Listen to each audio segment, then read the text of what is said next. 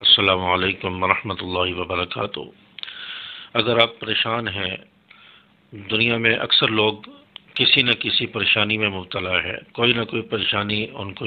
لاحق ہے، اور کوئی کاروبار کی وجہ سے پریشان ہے، کوئی رشتے کی وجہ سے پریشان ہے، کوئی رشتہ داروں کی وجہ سے پریشان ہے، کوئی گھر کے معاملات کی وجہ سے پریشان ہے،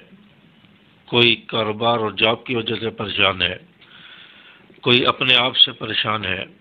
تو غرض ہر طرح کی پریشانیاں ہر انسان کے ساتھ لاحق ہیں، اور ہر انسان کسی نہ کسی پریشانی میں مبتلا ہے۔ جب انسان پریشانی میں مبتلا ہوتا ہے تو پھر وہ ہر طرف سے نا امید ہو جاتا ہے، اور اللہ تبارک و تعالیٰ سے دعائیں بھی مانگتا ہے، اور کہتا ہے کہ اللہ تعالیٰ نے میری سنی نہیں، میری دعائیں قبول ہی نہیں ہوئی، یہ پریشانیاں دور ہی نہیں ہوئی۔ تو آج میں پریشانیوں کو دور کرنے کے لیے، پریشانیوں کے خاتمے کے لیے ایک ایسا وظیفہ آپ کے سامنے شیئر کرنے جا رہا ہوں جو سورۃ الضحیٰ کا وظیفہ ہے، اور سورۃ الضحیٰ بہت برکت والی صورت ہے، اور اس صورت کے اندر آپ صلی اللہ علیہ وسلم کو تسلی دی گئی ہے، حوصلہ دیا گیا ہے۔ ایک مرتبہ آپ صلی اللہ علیہ وسلم بیمار ہوئے، آپ کئی دن تک تہجد کی نماز نہیں پڑھ سکے، 2 دن تھے یا اس سے بھی زیادہ آپ تہجد کی نماز نہیں پڑھ سکے۔ تو کسی نے آپ سے کہا کہ آپ کا شیطان نعوذ باللہ وہ آپ سے ناراض ہو گیا ہے۔ تو آپ صلی اللہ علیہ وسلم اس بات پر دل برداشتہ ہوئے، اور آپ صلی اللہ علیہ وسلم کو پھر حوصلہ دینے کے لیے اللہ تعالیٰ نے یہ صورت اتاری ہے۔ سورۃ الضحیٰ، اس میں اللہ تعالیٰ نے صبح کے وقت کی قسم کھائی ہے، صبح کی جو روشنی ہوتی ہے اس کی قسم کھائی، والضحیٰ، قسم ہے ضحیٰ کی، چڑھتے دن کی روشنی کی، واللیل اذا سجا، اور رات کی جب اس کا اندھیرا چھا جاتا ہے، ما ودعک ربک وما قلی۔ اور اللہ تعالیٰ نے آپ صلی اللہ علیہ وسلم کو فرمایا کہ تمہارے پروردگار نے تمہیں نہ چھوڑا ہے نہ تم سے ناراض ہوا ہے، یعنی اللہ تعالیٰ نے تمہیں چھوڑا ہے نہ آپ سے اللہ تعالیٰ ناراض ہوا ہے، آپ کسی کی بات پر پریشان نہ ہو۔ اور فرمایا وَلَلْآخِرَةُ خَيْرٌ لَكَ مِنَ الْأُولَىٰ، آنے والے حالات آپ کے پہلے والے حالات سے بہتر ہوں گے۔ یعنی آپ صلی اللہ علیہ وسلم پر مشکلات آ رہی تھیں، پریشانیاں آ رہی تھیں، تانے دیے جا رہے تھے، تو اللہ تعالیٰ نے آپ کو حوصلہ دیا کہ آپ کے جو آنے والے حالات ہیں پہلے والے حالات سے بہتر ہوں گے۔ تو آپ صلی اللہ علیہ وسلم پر پھر بہتر حالات آئے، آپ کو نبوت بھی ملی، آپ کو فتوحات بھی ملی، مکہ بھی فتح ہوا، آپ معراج پر بھی گئے،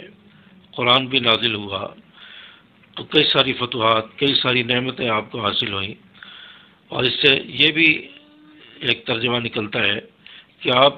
کی آخرت جو ہے وہ دنیا سے بہتر ہوگی، دنیا کے حالات، مشکلات کی وجہ سے اللہ تعالیٰ آپ کی آخرت اچھی فرما دیں گے۔ وَلَسَوْفَ يُعْطِيكَ رَبُّكَ فَتَرْضَىٰ، اور یقین جانیں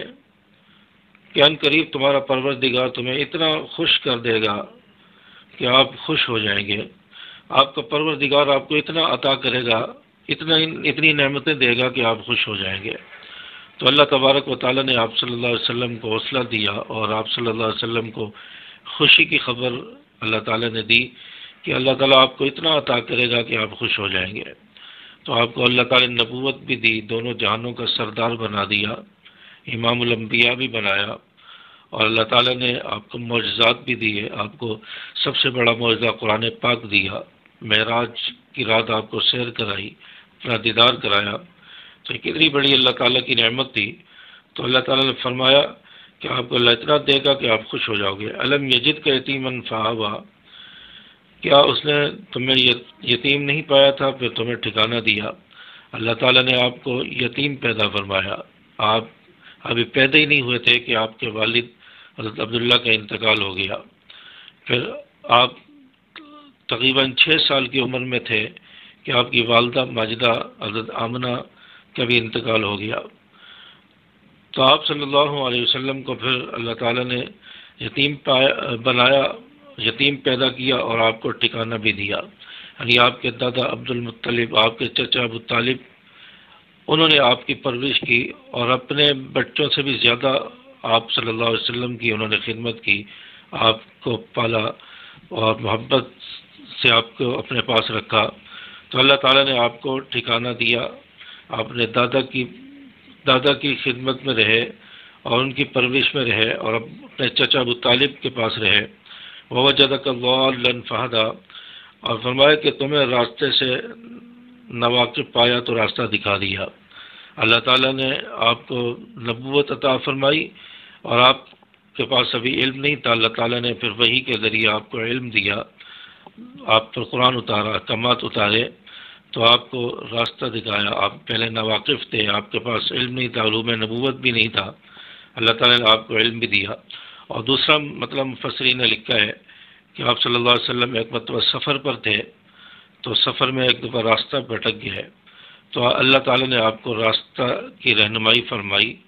آپ کے دل میں ڈال دیا کہ یہ راستہ صحیح ہے، تو آپ اس راستے پر چل پڑے۔ تو یہ اللہ تعالیٰ نے ایک مطلب اس آیت کا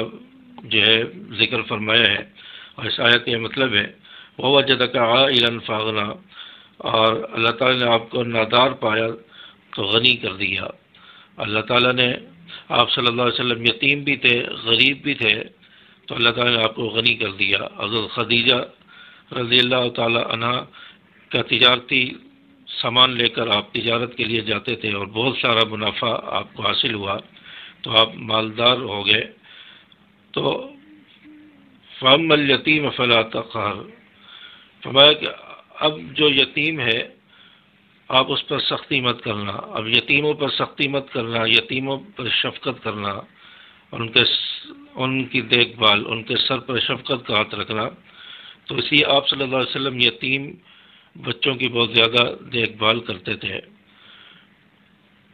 اور فرمایا کہ جو یتیم بچے کے ہاتھ پر سر پر ہاتھ پھیرتا ہے اس کے بالوں کے برابر اللہ تعالیٰ اسے نیکیاں عطا فرماتے ہیں۔ وَأَمَّا السَّائِلَ فَلَا تَنْهَرْ، اور فرمایا کہ سوال کرنے والا آ جائے تو اس کو جھڑکنا مت، اس کو ڈانٹ ڈپٹ نہ کریں۔ یہی وجہ ہے کہ آپ صلی اللہ علیہ وسلم کا گھرانہ ہو، اہل بیت ہو، حضرت فاطمہ رضی اللہ تعالیٰ عنہ کا گھر ہو یا حضرت عائشہ صدیقہ رضی اللہ تعالیٰ عنہ ہو، کوئی بھی سائل آتا تھا تو خالی ہاتھ نہیں جاتا تھا، جو کچھ گھر میں ہوتا، یہاں تک کہ کھجور بھی ہوتی تو وہ بھی اس کو دے دیتے۔ اپنے لیے بڑی مشکل سے اگر کھانا تیار کرتے، روٹی پکاتے، سائل آ جاتا تو اس کو دے دیتے تھے، خود بھوکے پیاسے رہتے۔ تو اللہ تعالیٰ نے فرمایا کسی سائل کو نہ جھڑکنا۔ وَأَمَّا بِنِعْمَةِ رَبِّكَ فَحَدِّثْ، اور جو آپ کا پروردگار کی نعمت ہے اس کا تذکرہ کرتے رہنا، جو آپ پر آپ کے رب کی نعمتیں ہیں ان کا ذکر، ان کا تذکرہ کرتے رہنا۔ تو اللہ تبارک و تعالیٰ نے آپ صلی اللہ علیہ وسلم کو اس صورت کے اندر تسلی دی، حوصلہ دیا، اور اس صورت کے اندر ایک وظیفہ شیئر کیا گیا جو ہماری تمام مشکلات کا حل ہے۔ یہ صورت ایک ایسی جامع صورت ہے کہ یہ ہماری تمام مشکلات کا حل اس صورت کے اندر موجود ہے، اور اس صورت کو آپ وظیفے کے طور پر پڑھیں اور انشاءاللہ آپ کی ہر پریشانی اور ہر مشکل حل ہو جائے گی۔ اور اس کا طریقہ کیا ہے؟ ضحیٰ کے اندر 9 جگہ پر لفظ کاف آیا ہے، آیت کے آخر میں، آیت کے درمیان میں لفظ کاف آیا ہے، 9 مقامات پر آیا ہے، جیسے ما ودعک ربک، لیکن یہاں ما ودعک یہاں کاف آیا، ربک کاف آیا ہے، والآخرۃ خیر لک یہ کاف آیا ہے، ولسوف یعطیک یہ کاف آیا ہے۔ تو اس طرح 9 مقامات پر کاف آیا ہے آیتوں کے اندر، تو ہر کاف پر آپ نے رکنا ہے، تھوڑی دیر رک کر پھر آپ نے یا کریم 9 مرتبہ پڑھنا ہے، پھر اگلے کاف پر آ کر رکنا ہے، یا کریم 9 مرتبہ پڑھنا ہے۔ اس طرح ہر کاف پر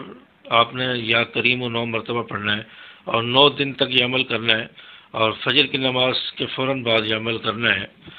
اور اس طرح آپ ایک مرتبہ یہ سورت پڑھیں گے، اول آخر 3 مرتبہ درود شریف پڑھ لیں، تو 9 دن تک یہ عمل آپ کریں گے، ہر لفظ کاف پر آپ 9 مرتبہ یا کریم پڑھیں گے، تو انشاءاللہ ان 9 دنوں کے اندر آپ کی پریشانی، آپ کی مشکل، آپ کی روزی کا مسئلہ انشاءاللہ حل ہو جائے گا۔ اگر 9 دنوں میں حل نہ ہو پھر اگلے 9 دن پھر یہ عمل کریں، یعنی 18 دن کریں، پھر یا کریم ہر لفظ پر، ہر لفظ کاف پر یہ 18 مرتبہ پڑھیں گے۔ تو 18 دن تک پڑھیں گے، پھر بھی مسئلہ حل نہیں ہو تو پھر آپ 9 دن اور مزید پڑھیں، 27 دن تک پڑھیں، اور یا کریم ہو یہ 27 مرتبہ پڑھیں گے، تو انشاءاللہ ان دنوں کے اندر اندر آپ کے رکے ہوئے کام، آپ کی پریشانیاں، آپ کی مشکلات انشاءاللہ حل ہو جائیں گی۔ اور فجر کی نماز کے بعد اس وظیفے کو کریں، اور انشاءاللہ اس سے آپ کو بہت زیادہ فائدہ ہوگا۔ آپ صلی اللہ علیہ وسلم کے لیے بھی اللہ تعالیٰ نے تسلی دی، حوصلہ دیا، اور آپ کو بہت کچھ نعمتیں عطا فرمائی، تو انشاءاللہ اس صورت کی برکت سے اللہ تعالیٰ ہمیں بھی نعمتیں عطا فرمائیں گے، ہماری مشکلات کو بھی اللہ آسان فرما دیں گے۔ امید ہے کہ بات آپ کو سمجھ آئی ہوگی۔ ویڈیو کو لائک اور شیئر کر دیں، چینل کو سبسکرائب کر دیں۔ السلام علیکم ورحمۃ اللہ۔